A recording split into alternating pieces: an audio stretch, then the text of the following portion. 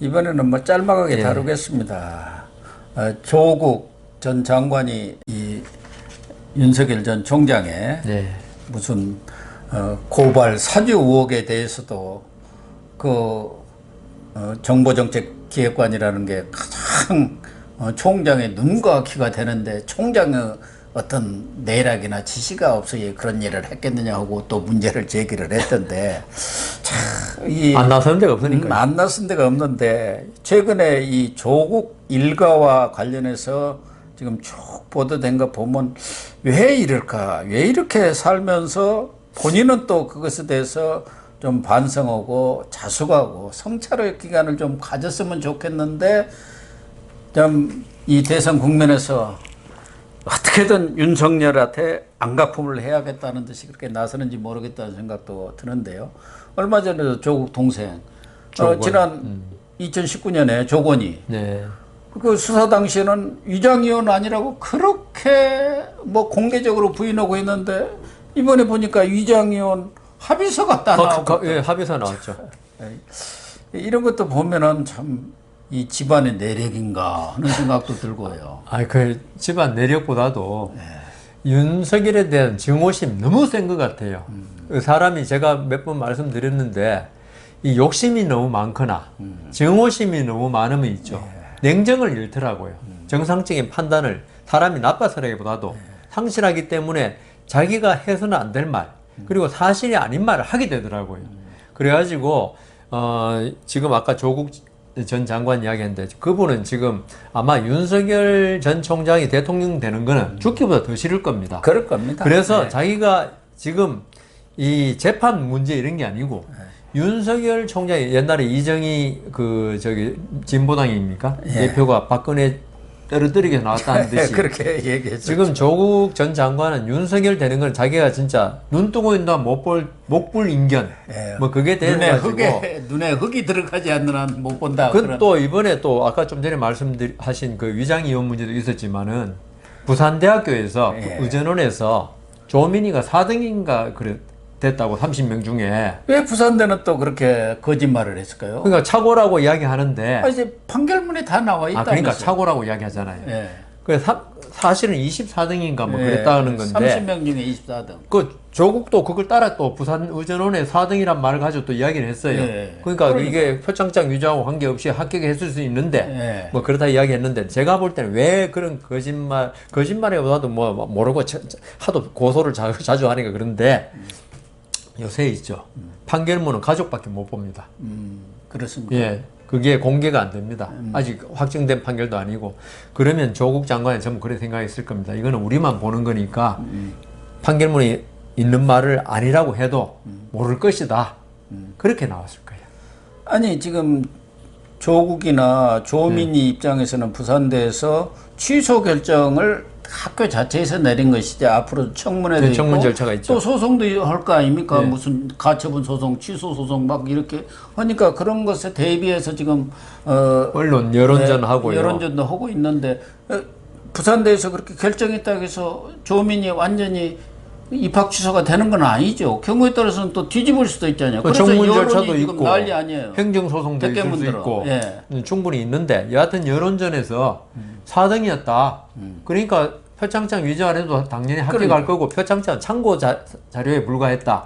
이 말을 하는 건데 그러니까 판결문에 있는 것까지 어떻게 버젓이 아니 다른 사람 몰라도 부산대학교는 못 봤을지라도 조국 장관은 그 판결문 읽어봤을 거 아닙니까? 거기 4등, 24등이라고 나왔을 건데도 근데 본인이 4등이라고 그러니까 부산대학교에서 4등이라고 발표했을 때 정상적인 사람이라면은 그거 잘못됐습니다. 24등이었습니다. 이야기를 해줘야죠.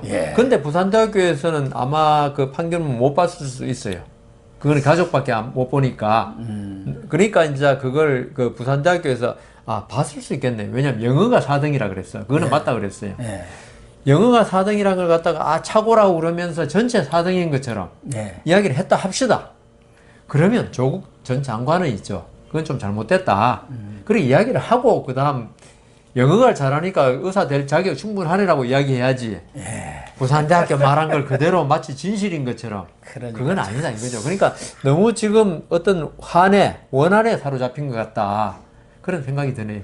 특히 조국 정경심 부부가 오늘 곽상도원이 1, 2심 판결들이 나온 거 그걸 다 취합해가지고 분석을 또 해보니까 22가지.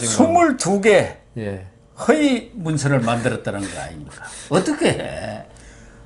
두 사람 다 교수고 우리나라 특히 조국은 양심을 대변하는 그런 사람이 대변했다고 그랬죠. 허위 문서를 만들고 있을까요? 예를 들면 하나 정도 또 좀 이거 하나면 그러니까요. 어떻게 할 수 있는데 22개를 만들었다는 건 상습법 정도가 아니라 참 그러니까 깜짝 놀랐어요. 어떤 아까 제가 조국 전 장관이 윤석열에 대한 한이 맺혔다고 그랬는데 어떤 자식에 대한 사랑이 아니 그래도 그렇지. 그 비정상적으로 극단적인 것 같아요. 그래서 조국 전 장관이 저번에 한번 그런 이야기 했어요. 그 당시에는 그런 게 많았다고. 그러니까 내가 서울법대 교수고 하더라도 내 딸을 위해서 딴 사람들이 전부 하는 걸 한다고 생각한 거죠.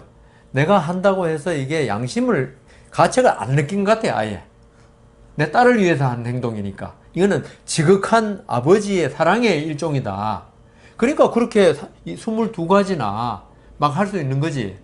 보통 사람이 양심에 찔려서 그거 할 수 있겠습니까? 아니, 보통 사람들 이런 걸 하는지 자체를 몰라요. 그러니까 저도 이번에 처음 알았어요. 학부모들은 그 뭐 상류사회 또 뭐 그런 쪽에 일부만 그런 이런 허위 무슨 문서 만들고 뭐 표창장 만들고 해가지고 했는지 좋은 모르지만 대학에 가는 것 아닌가? 그러니까 그런 정보를 가지고 자기들끼리 다 또 왔다 갔다 하지 않습니까? 그러니까 이번에 보니까 저는 하류 사이더라고요. 저는 전혀 몰랐거든요.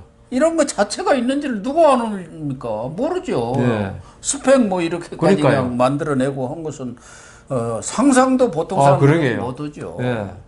그러니까 옛날에 그 스카이캐슬이라고 그거 드라마 이제 있었죠. 드라마 있었죠. 그러니까 그런 상류사회 이런 데서만 자기들끼리 만들고 해갖고 자식들도 좋은 대학에 보내고 또 의사하고 예. 법조인하고 해가지고 또 계속 이어나가고. 그러니까 이게 세습이고 보통 사람들은 불평등. 그러니까 사회가 조국 된 전 장관 그걸 당연하게 생각한 거예요. 내가 서울법대 나왔고 서울법대 교수고 정경심 교수 서울대 영문과가 나왔죠. 예, 영문과 그래가지고 동양대학 교수고 아버지 엄마가 전부 다 서울대학교 나오고 교수고 이렇게 하니까 내 자식들이 똑같이 돼야 한다 이거죠.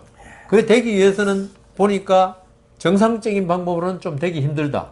그러니까 스펙 위조라도 해가지고 그런 맹목적인 사랑 그리고 자기들만의 리그라 그러지 않습니까? 예. 이 리그를 갖다 지켜내기 위해서는 어떤 행동을 해도 이거는 용서가 된다고 생각한 것 같아요.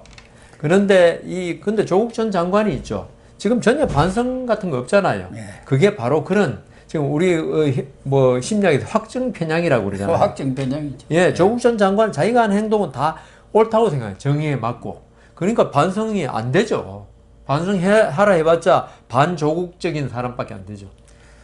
그래도 명색이 학생들을 가르치고 그런 대학 교수 보통 사람 같으면은 또 예. 졸부 같으면 그럴 수도 있겠다. 하지만 한이 맺혀서.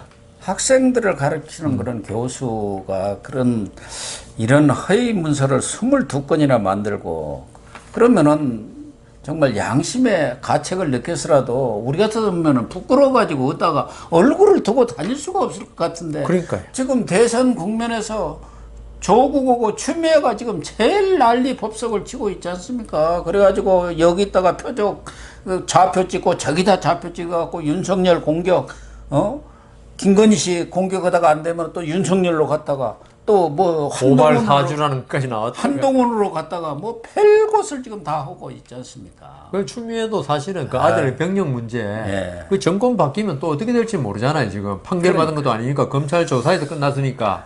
그러니까 지금 추미애 장관도 정권 바뀌면 절대로 안 되는 사람이고. 아까 말씀드린 조국은 윤석열 되는 거는 진짜 내 눈에 흙이 들어가기 전에 못 보는 사람이고. 그러니까 이렇게 나올 수밖에 없죠. 어쨌든 이 정권의 집권 세력들 예. 뭐 앞서서도 쭉 봐왔습니다만은 정말 더는 두고 볼 수는 없는 그런 무인지경이니까 뭐 하여간 더 두고 볼 수 없는 그런 지경까지 이런 거 아닌가 하는 생각이 지금 그래서 우리나라 그 국격이 최하로 떨어진 것 같아요. 무너졌어요. 뭐 군사 독재 시대는 그때는 개발 독재고 뭐 그렇다 하더라도 지금 그때부터 40년, 50년이 지났는데 지금 그 민주주의를 가장한 독재가 지금 있으면서 그 독재에 있는 독재되면 보통 이런 식으로 흐르더라고요. 예. 왜냐하면 독재라는 게 계속 정권을 유지하기 위해서는 상대방을 죽여야 되잖아요. 그 다음 건전한 언론을 갖다가 완전히 없애야 되고. 그러니까 언론 재갈법, 그 다음 아까 말씀드린 여러 가지 지금 집권 여당의 의원, 거기에 추종하는 세력들이 이렇게 막말을 쏟아내고 하는 게 있죠. 이게 독재입니다. 예, 그럼요. 그 힘으로. 예. 그러니까 논리나 어떤 건전한 이성과 그 토론으로 상대방을 갖다 승복시키고 하는 게 아니고, 이게 아까 막말이라고 그랬습니까? 그러니까 거의 학살이에요. 언어 학살로 있죠. 상대방을 제거해야 한다는 생각밖에 없는 거예요, 이게. 이러한 정권이 다시 정권을 재창출해서 또 5년이 계속된다고 할 경우 우리나라가 과연 어떻게 될까 정말 걱정입니다. 우리 국민들이 심판을 해주는 수밖에 달리 방법은 없는 것 같습니다. 국민의힘 야당만 가지고 될 일도 아닙니다. 지금 야당하는 것으로 봐서는 우리 국민 전체가 나서야 됩니다. 예, 그런 것 같습니다. 네, 시청자 여러분, 오늘 여상원 변호사님 나오셔가지고 다양한 분야에 걸쳐서 또 심도 있는 분석과 정리를 해 주셨습니다. 다음 주에 다시 모시도록 하겠습니다. 오늘 방송 모두 마치겠습니다. 시청해 주셔서 감사합니다.